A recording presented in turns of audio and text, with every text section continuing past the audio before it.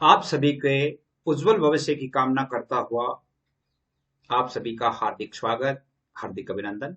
प्रिय विद्यार्थियों, IAS pre exam के लिए और मेन एग्जाम के लिए हिस्ट्री का यानी जो सिलेबस क्या रहता है, उसमें कौन कौन से टॉपिक हमें पढ़ने चाहिए, कौन कौन से टॉपिक हमें अच्छी तरह से याद करने चाहिए। इंडियन हिस्ट्री में हम लेटेस्ट सिलेबस के बारे में बात करेंगे। यानी आईएएस में जब हमें क्लियर करनी है तो इसके लिए मैं हिस्ट्री के कौन कौन से टॉपिक को सबसे ज्यादा पढ़ने चाहिए, कौन कौन से टॉपिक के लिए ज्यादा पढ़ करके और इनमें से कैसी किताब जो है वो अपने पास होनी चाहिए, उसके बारे में बात करेंगे। आईएएस प्री और मेन दोनों के लिए बात करनी है। सबसे पहले हमें आईएएस प्री की बात करते हैं कि आईएएस प्री के लिए जो हमें क्या करना है। तो आपके लिए इस चैनल से आपको बता दूं कि आपके लिए जो क्लासेस है वो अपलोड होती है आईएएस के लिए और राज्य लोक सेवा आयोग जितने भी है उनके लिए, यानी जनरल स्टडी की क्लासेस जो है, जिसमें जनरल स्टडी में आपके यानी इंडियन पॉलिटी है, हिस्ट्री है, ज्योग्राफी है, इसके अलावा जैसे एनवायरनमेंट है, इकोनॉमिक्स है, जनरल साइंस है, ये सारे सब्जेक्ट्स आ जाते हैं। इसके अलावा अन्य जितनी भी भर्तियां हैं उनके लिए हिंदी और जीएस की तैयारी आपके लिए यहाँ पर आपको अवश्य ही मिलेंगे वीडियोस, जहां से आप पढ़ सकते हैं। नेट जेआरएफ के लिए आपको फर्स्ट पेपर और इसके साथ साथ हिंदी लिटरेचर और पॉलिटिकल साइंस की क्लासेज आपको मिलेगी। तो आप चैनल को सब्सक्राइब करें और यानी चैनल को अपने दोस्तों को भी शेयर करें, ताकि वीडियो है वो अधिक से अधिक आपका सहयोग करने हेतु बनते रहें। और अब हम चलते हैं कि आईएएस प्री में हमें हिस्ट्री के कौन कौन से टॉपिक पढ़ने चाहिए। प्रागैतिहासिक काल से लेना है, ऐतिहासिक काल से भी पहले की जो संस्कृतियां हैं उनके बारे में हमें पढ़ना होता है। इसके अलावा सिंधु घाटी सभ्यता को हमें अच्छी तरह से पढ़ना चाहिए। उसकी उत्पत्ति है, उसके विभिन्न चरण है, उसमें कैसे समाज हुआ करते थे उनके बारे में पढ़ना है। सिंधु घाटी सभ्यता में अर्थव्यवस्था कैसी थी, वो संस्कृति कैसी थी, उस संस्कृति का अन्य संस्कृतियों से अर्थात इंडिया से बाहर भी कोई संस्कृतियों से उनका कोई संपर्क था, कैसा था, कहाँ कहाँ ये सिंधु घाटी सभ्यता विस्तृत थी, इसके सभी चीजें हैं वो हमें पढ़नी है। हालांकि ये कोई बड़ा लगता है, बड़ा है नहीं, सिर्फ और सिर्फ 2 दिन का टॉपिक है, 2 दिन में आपके हो जाता है। इसके अलावा सिंधु घाटी सभ्यता का पतन कैसे हुआ, इसके कारण भी हमें पढ़ने होते हैं। इसके अलावा देखिए यहाँ पर जो हमारी जो ग्रामीण व्यवस्था है, किसान समाज है, इसका जो भौगोलिक वितरण और विशेषताएं हैं प्राचीन काल की, प्राचीन काल का जो हमारा ग्रामीण जो वातावरण था या ग्रामीण समाज कैसे हुआ करते थे, किसानों के आय के साधन क्या थे, उनकी दशाएं कैसी थी। वैदिक सभ्यता को हमें पढ़ना होता है, जिसमें सारे वैदिक ग्रंथों को पढ़ना है, अर्थात वैदिक ग्रंथों की जानकारी ऋग्वेद से लेकर के और उत्तर वैदिक चरणों तक का अध्ययन हमें करना है। वैदिक समाज में हमें और कौन से ग्रंथ पढ़ने हैं, जैसे उसमें उपनिषद पढ़ने हैं। वैदिक काल का राजनीतिक और सामाजिक संगठन कैसा था, अर्थात उसमें राज्य कैसे हुआ करते थे। और ये सारे के सारे आपको कौन सी बुक में मिल जाएंगे वो मैं अभी आपको बता देता हूं। पहले हम आपकी जानकारी ले लें इसकी, और आपको मैं बता दूं कि कौन सी बुक में आपको अच्छी तरह से इनकी जानकारी, पूरी की पूरी जानकारी मिल जाएगी।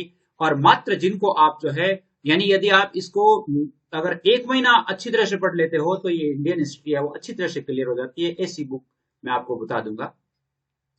वर्ण व्यवस्था और राजतंत्र का विकास भी हमें पढ़ना है। वैदिक कालीन, वैदिक काल में राज्यों का गठन कैसा था, उस समय नगरीकरण की क्या व्यवस्था थी, ग्रामीण व्यवस्था तो थी, इसके अलावा जो शहरी व्यवस्था जिसको हम कह सकते हैं वो कैसा था। महाजनपद काल को पढ़ना है। महाजनपद काल से लेकर के नंद वंश तक की जो हिस्ट्री है उसको हमें पढ़नी है। बौद्ध धर्म और जैन धर्म को अच्छे से पढ़ना है। इनमें से निश्चित रूप से आपके प्रश्न आया करते हैं। बौद्ध धर्म के प्रचार प्रसार के कौन कौन से कारक हुए, बौद्ध धर्म और जैन धर्म का प्रचार प्रसार कैसे हुआ, और फिर भी क्या है कि इसमें और भी कई कारण पूछे जाते हैं, जैसे बौद्ध धर्म और जैन धर्म के जो अपनाने वाले लोग कम क्यों हैं, इसका भी हमें पढ़ना है। फिर मौर्य साम्राज्य को हमें पढ़ना है। मौर्य साम्राज्य में चंद्रगुप्त और मेगसनीज के बारे में भी पढ़ना है। मेगसनीज जिसने इंडिका पुस्तक लिखी थी, क्योंकि इंडिका पुस्तक में भारत के तत्कालीन समय का वर्णन होता है, तो इसलिए वो हमें पढ़ना है। उम्मीद करता हूं कि आपको ये समझ में आ रही है। सारी चीजें आपको एक ही बुक में लगभग मिल जाएगी। अशोक का शासनकाल हमें पढ़ना है, जिसमें अशोक के शिलालेख पढ़ने हैं, उनके धर्म पढ़ने हैं, उनकी संस्कृति कैसी थी, उनका प्रशासन कैसा था, उस समय की कला और संस्कृति कैसी थी वो पढ़ना है। इसके अलावा मौर्य समाज के बाद का मौर्योत्तर समाज, मौर्योत्तर भारत का समाज अर्थात मौर्य जो शासन था या मौर्य जो शासन काल था, उसके बाद हमारे भारत का कैसा शासन रहा, यानी ईसा पूर्व 200 से 300 ईस्वी पूर्व जो है उन उस समय की जातियों का विकास हमें पढ़ना है। सातवाहन काल को पढ़ना है। प्रायद्वीपीय राज्य में राज्य का गठन पढ़ना है। संगम ग्रंथों को पढ़ना है। संगम कालीन जो ग्रंथ है, संगम जो समाज है, उसके बारे में हमें पढ़ना है। यानी हम ये सारे टॉपिक बिल्कुल पढ़ेंगे। इसके अलावा विदेशी संस्कृतियां पढ़नी है। विदेशी संस्कृतियों के साथ इंडो यूनानी है, शक है, पार्थियन है, कुषाण है, कनिष्क कालीन है, और भी जैसे विदेशी दुनिया से भारत के लोगों का, भारत की संस्कृति का कैसा संपर्क रहा, उनके बारे में हमें पढ़ना है। इसके अलावा हमें पढ़ना है विभिन्न धर्म और उनकी विशेषताएं। विभिन्न धर्म चाहे जितने भी हैं, जैसे भागवत धर्म से लेकर के भागवत है, शैव है, शाक्त है, बौद्ध धर्म है, हीनयान है, महायान है, जैन धर्म के भी जो भाग है, श्वेतांबर है, दिगंबर है, यानी इतने जितने भी है, इनकी संस्कृति, उनकी कला, उनकी विशेषताएं, उनके बारे में हमें पढ़ना है। कहने का बौद्ध धर्म को पढ़ना है, जैन धर्म को पढ़ना है, भागवत धर्म को पढ़ना है, शैव को पढ़ना है, शाक्त को पढ़ना है, इन सभी को पढ़ना है। इसके अलावा हमें गुप्त काल को पढ़ना है, और गुप्त काल के जितने भी वंशज है, यूं कह सकते हैं कि गुप्त काल पूरा हमें पढ़ना है। गुप्त काल में जो साहित्य, गुप्त काल के अलावा जो है साहित्य और विज्ञान, यानी तत्कालीन भारत, प्राचीन भारत में साहित्य और विज्ञान कैसी थी, अर्थव्यवस्था कैसी थी, उस समय समाज कैसा था, राजनीतिक संगठन कैसा था, और समाज का संगठन कैसा था, समाज में किस प्रकार की स्थितियां व्याप्त थी, उन सभी के बारे में हमें पढ़ना है। ये सारे के सारे टॉपिक है वो आपको मिल जाते हैं एक ही पुस्तक में। मध्यकालीन भारत का इतिहास हमें पढ़ना है। मध्यकालीन भारत का इतिहास में प्रारंभिक मध्यकाल पढ़ना ही नहीं, प्रमुख राजवंश पढ़ने हैं, मध्यकाल के प्रमुख राजवंश पढ़ने हैं, मध्यकाल की राजनीति और कृषि संगठन पढ़ना है, मध्यकाल में महिलाओं की स्थिति कैसी थी उसके बारे में पढ़ना है, सामाजिक गतिशीलता की जो सीमा है वो पढ़ना है, सिंध में अरब और महमूद गजनवी जो था उसे हमें पढ़ना है, जो कि भारत पर एक बहुत बड़े भारत के लिए आक्रमणकारी थे। सांस्कृतिक रुझान पढ़ने 750 ईस्वी से 1200 ईस्वी तक का, 750 ईस्वी से लेकर के और 1200 ईस्वी तक का जो संस्कृति, अर्थात भारत की संस्कृति में क्या क्या परिवर्तन आए, कौन कौन सी विदेशी जातियां यहाँ पर आई और उनका क्या प्रभाव हमारी संस्कृति पर परिलक्षित होता है, वो समय पढ़ना है। धार्मिक परिस्थितियां पढ़नी है। मंदिर और मठों की संस्थाओं का महत्व पढ़ना है। उस समय की जो 750 से लेकर के और 1200 ईस्वी तक धर्म की क्या परिस्थितियां रही, इसके अलावा मंदिर और मठ जो बने थे उनका क्या महत्व रहा, उनसे हमें क्या जानकारी मिलती है। शंकराचार्य को पढ़ना है, इस्लाम को पढ़ना है, सूफी साहित्य को पढ़ना है, कला और वास्तुकला को पढ़ना है। उस समय की जो है मंदिर निर्माण है, मस्जिद है, जो भी जितने भी जो वास्तुकला हुए थे वो कैसे बने थे, और उस समय का साहित्य और विज्ञान के बारे में भी पढ़ना है। 13वीं और 14वीं शताब्दी की जो चीजें हैं उनमें एक तो विदेशियों का आक्रमण और उनके परिणाम पढ़ने, यानी 13वीं शताब्दी से लेकर के 14वीं शताब्दी के बीच में जो आक्रमण हुए थे उन विदेशियों का आक्रमण को पढ़ना है, और इसके अलावा उनका क्या परिणाम रहा। गुलाम शासकों के अधीन यानी दिल्ली सल्तनत को पढ़ना है। दिल्ली सल्तनत है जो हम यूं कह सकते हैं कि 12वीं शताब्दी के बाद 13वीं शताब्दी से ही लगभग जो है मुगल जो शासन शुरू हो जाता है, तो यहीं से हमें पढ़ना है। इसके अलावा अलाउद्दीन खिलजी को पढ़ना है, उसका आक्रमण पढ़ना है, प्रशासनिक, कृषि, इसके आर्थिक उपाय वो सारे पढ़ने हैं। मोहम्मद तुगलक को पढ़ना है, उनके क्या आविष्कार थे वो पढ़ना है। फिरोज तुगलक को पढ़ना है। दिल्ली सल्तनत का पतन कैसे हुआ, यानी दिल्ली सल्तनत के जो राजा थे उनके राज्यों का शासन कैसे छिन गया, उसके कारण पढ़ने हैं। उस समय की नगरीकरण और वाणिज्य का विकास पढ़ना है। हिंदू धर्म और इस्लाम में जो आध्यात्मिक आंदोलन हुए उनके बारे में पढ़ना है। साहित्य, वास्तुकला और तकनीकी परिवर्तन के बारे में पढ़ना है।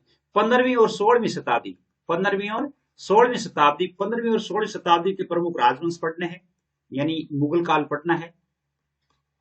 पढ़ना है, विजयनगर साम्राज्य पढ़ना है, लोधी है, मुगल साम्राज्य को पहला चरण पढ़ना है। इसके अलावा आपके एकेश्वरवादी आंदोलन पढ़ने हैं, यानी जो हमारे इस 13वीं शताब्दी, 14वीं शताब्दी से लेकर के 15वीं 16वीं शताब्दी तक जितने भी हमारे जो संत हुए हैं उनका क्या योगदान रहा, जैसे कबीर है, गुरु नानक है, सिख धर्म है, इस समय की का जो साहित्य था उसका क्या योगदान रहा, कला और संस्कृति कैसी रही, उसके बारे में हमें पढ़ना है। इसके अलावा मुगल साम्राज्य पढ़ना है, अकबर पढ़ना है, अकबर का आक्रमण है, अकबर की प्रशासनिक जो व्यवस्था है वो पढ़नी है, उनकी सुलह कुल की नीति क्या थी वो पढ़ना है, जागीर को यानी जहां ये उनकी जागीर व्यवस्था क्या थी, मनसब प्रणाली क्या थी वो पढ़नी है। इसके अलावा जहांगीर, शाहजहां, औरंगजेब यानी मुगल तो सारे ही आ गए। और दक्षिण में जो है मुगल साम्राज्य का विस्तार कैसा था वो पढ़ना है, उनकी धार्मिक नीतियां क्या थी और ये अपने धर्म के प्रति वो कितने सचेत थे वो भी पढ़ना है।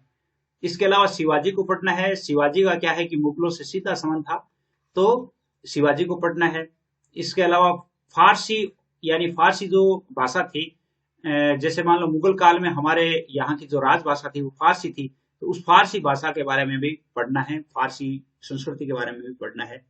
धार्मिक विचार पढ़ने हैं, जैसे अबुल फजल के हैं, महाराष्ट्र धर्म के हैं, आर्किटेक्चर उनका है, ये पढ़ने हैं। अर्थव्यवस्था है, किसानों और कारीगरों के मामलों यानी अर्थव्यवस्था जो किसान और कारीगर जो थे उस समय कैसे थे।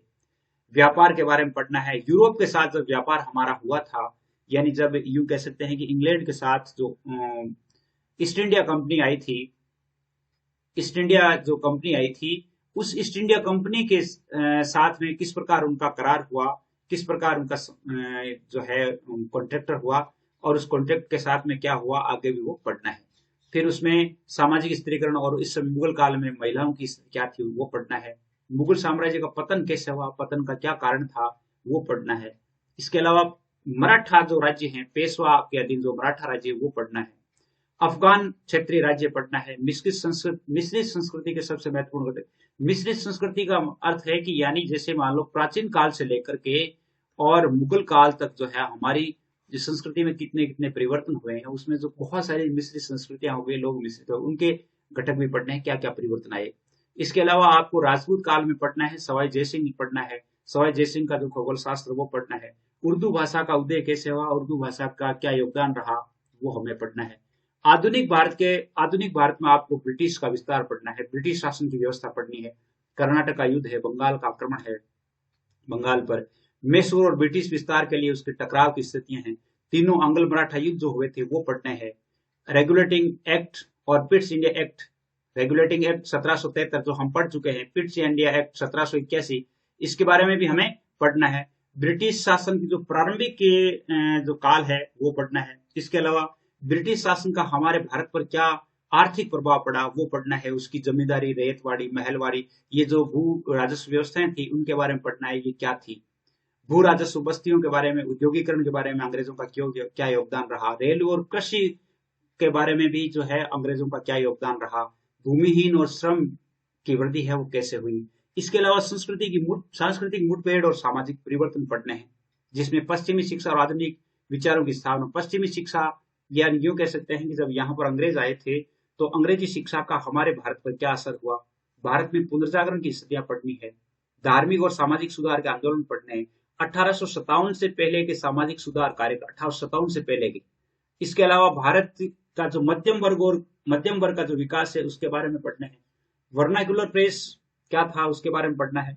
भारतीय भाषाओं में आधुनिक साहित्य का क्या उदय हुआ या कैसे हुआ वो पढ़ना है। ब्रिटिश शासन से टकराव क्यों हुआ, भारतीय जो है ब्रिटिश शासन से क्यों उकता गए, उससे मुक्ति क्यों चाहते थे। और 1857 की क्रांति को पढ़ना है, उसके कारण पढ़ना है, ये पूरे पढ़ने हैं। भारतीय स्वतंत्रता संग्राम का जो पहला चरण था यानी 1857 का वो पढ़ना है। इसके अलावा हमारा जो यानी भारत राष्ट्रीय आंदोलन है, राष्ट्रीय आंदोलन भी इसमें हिस्ट्री और राष्ट्रीय आंदोलन है, तो राष्ट्रीय आंदोलन जैसे 1857 की क्रांति भी आ जाती है। इसके अलावा हमारे जो देश के जो क्रांतिकारी थे उन क्रांतिकारियों ने जैसे असहयोग आंदोलन वगैरह, राष्ट्रीय कांग्रेस की स्थापना, ये सब चलाए थे, इन सभी को हमें पढ़ना है। भारतीय राष्ट्रीय कांग्रेस को पढ़ना है। भारतीय स्वतंत्रता संग्राम का पहला चरण पढ़ना है। भारतीय स्वतंत्रता संग्राम जैसे मान लो हमारे भारत के संविधान की मांग करना, भारत के लिए स्वराज्य की मांग करना, इन सभी के बारे में पढ़ना है। क्या क्या कौन कौन से संघ बने थे उसके बारे में पढ़ना है। भारत में राष्ट्रीय कांग्रेस की स्थापना कैसे हुई और उसमें एक दो भाग जो उसके थे, एक तो उग्र दल था और एक नरम दल था।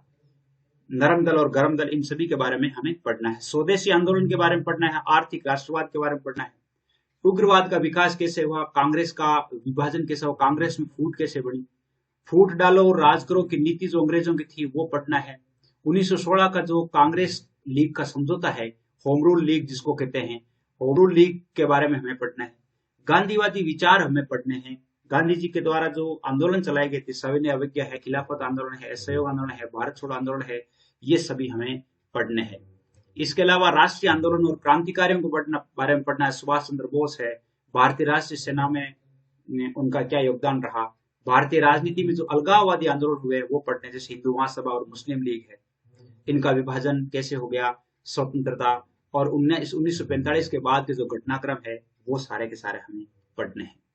इसके अलावा आपको जवाहरलाल नेहरू की दृष्टि पढ़नी है, लोकतांत्रिक और धर्मनिरपेक्ष राष्ट्र के बारे में पढ़ना है, गुटनिरपेक्षता की नीति को पढ़ना है, विदेश नीति को पढ़ना है, योजना और राज्य नियंत्रित यानी जो औद्योगिकरण है वो पढ़ना है, कृषि में वर्तमान में क्या क्या संशोधन हो रहे हैं वो पढ़ना है। कुल मिलाकर अब हम एक किताब को देखते हैं जिसमें ये सारे के सारे टॉपिक मिल जाए। कुल मिलाकर के यूं कह सकते हैं कि प्राचीन काल से लेकर और वर्तमान काल तक की स्थितियां हैं वो पढ़नी है, यानी जहां से अपना देश आजाद हुआ 1947 तक, उस समय तक की सारी योजनाएं हमें पढ़नी है। प्राचीन काल में यानी हमारे सिंधु घाटी सभ्यता से लेकर के अब आप बताइए कि अगर मान लो हम इतनी पढ़ लें, हालांकि ये कोई बड़ा नहीं है, इतना बड़ा नहीं है कि हम इसको पढ़ नहीं सकते, लेकिन ये स्थितियां यदि हम पढ़ लेते हैं तो दूसरी कौन से टॉपिक रह जाते हैं, यानी दूसरी भर्तियों में जो भारतीय इतिहास का कौन सा टॉपिक रह जाता है जिसको हम पढ़ नहीं पा रहे हैं।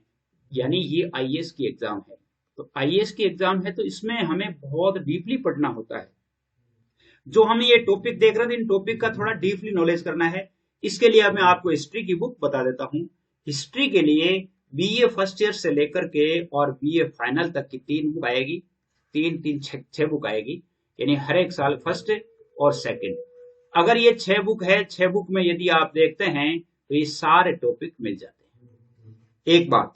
दूसरी बात है इंडियन हिस्ट्री की जो एनसीईआरटी की किताबें हैं ये सबसे ज्यादा ऑथेंटिक मानी जाती है। कौन सी मानी जाती है?